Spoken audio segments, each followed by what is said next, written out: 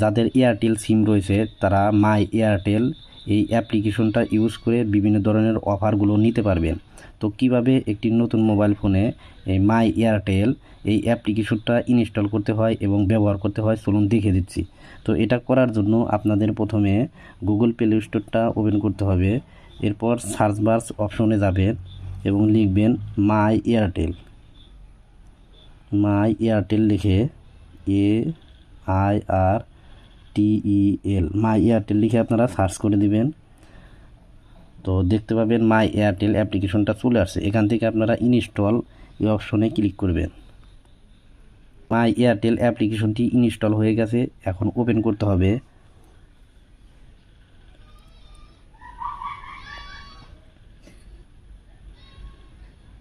Open করার পর এখান থেকে অ্যালাউ এই অপশনে ক্লিক করতে হবে।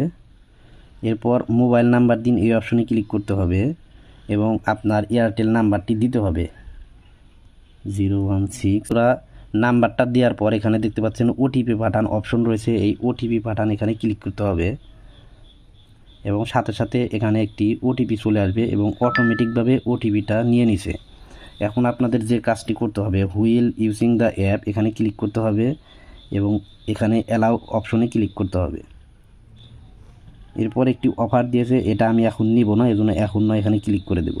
তো বন্ধুরা দেখতে পাচ্ছেন এই এয়ারটেল অ্যাপ্লিকেশনটা কিন্তু ওপেন হয়ে গেছে এবং আমার এখানে দেখতে পাচ্ছেন 0 MB 0 মিনিট এবং টাকা 11 টাকা রয়েছে।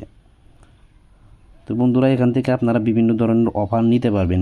এখানে নিচে দেখতে পাচ্ছেন সুপার ডিল নামের একটা অপশন রয়েছে, এখানে ক্লিক করলে আপনি এখান থেকে MB মিনিট সব কিছু কিন্তু নিতে পারবেন।